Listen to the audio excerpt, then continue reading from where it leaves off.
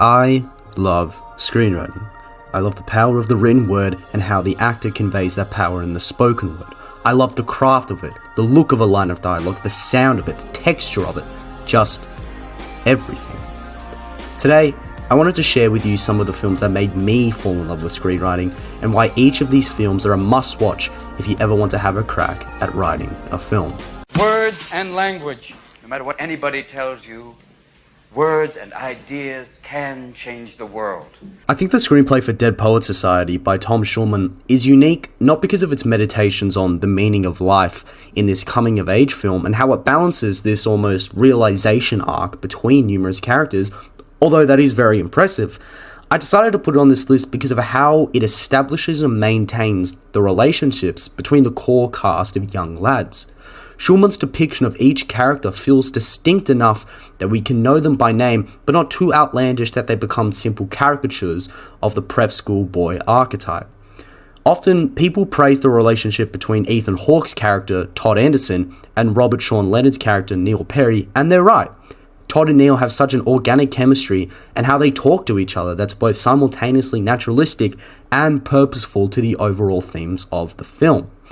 By distinguishing each character, not only through how they speak, but also through how they interpret the lessons from the English teacher, Mr. Keating, Schulman's able to make us feel for each character in their goal of finding meaning in their life. Additionally, the film breaks typical coming-of-age conventions to deliver a more authentic experience. Here, I'll just give you one example of it. Take care of myself just fine, alright? Pause here. On my first viewing, I fully expected Neil to go away and we'd have the typical friend-on-friend conflict that'll eventually solve itself through some magical words or some other contrived nonsense. But Schulman simply writes, No.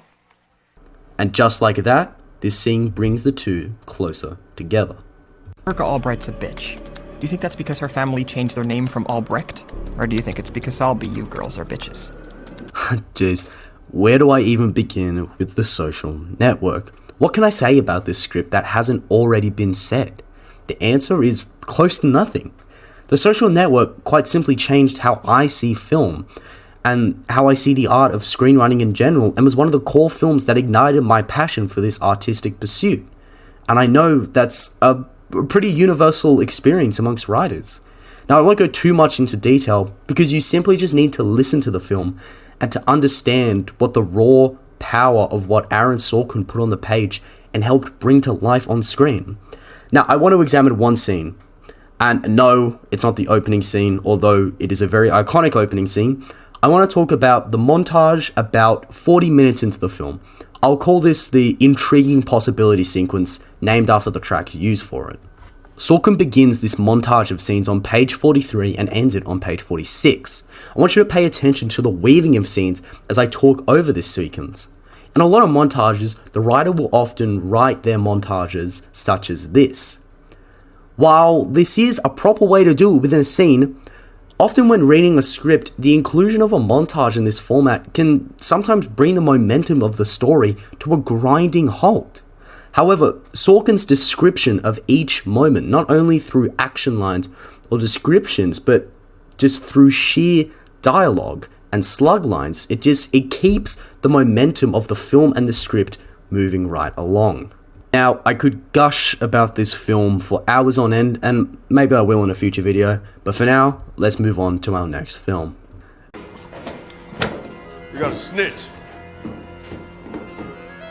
What the fuck is you talking about? This is definitely not one that I'm going to assume you probably wouldn't think of put on the list, but the primary reason that I love the script of Judas and the Black Messiah is that it seamlessly blends monologues about its core themes into the context in which the characters find themselves, making these, long-winded speeches about theme feel natural. The film centers around the dynamic between Fred Hampton, played by Daniel Kaluuya, and Bill O'Neill, played by Lakeith Stanfield. Shaka King's screenplay is incredible because it quite simply doesn't pull any punches. King never creates a clear moral divide between the two characters or the two ideologies between the Black Panther Party in Chicago and the FBI.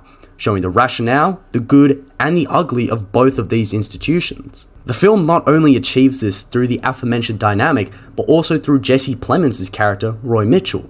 Roy serves almost as an outside observer to the overall conflict between the Panthers and the government, as he criticizes both for their methods.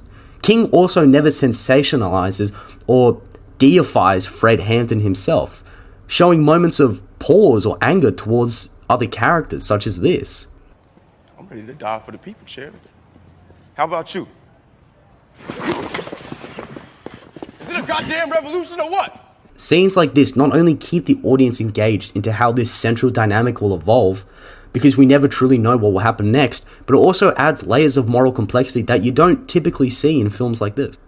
However, you would not be wasting your time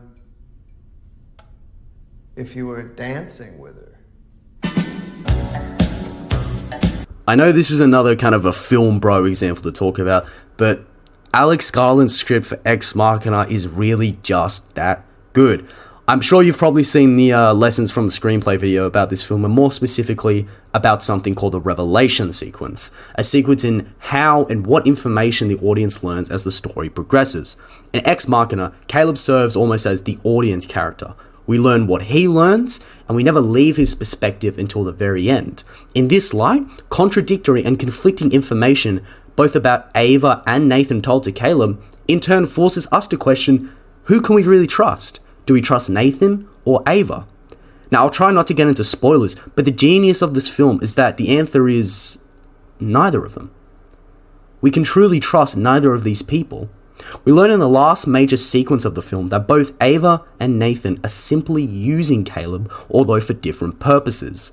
The script also never reveals its hand. It never gives us more information than we need.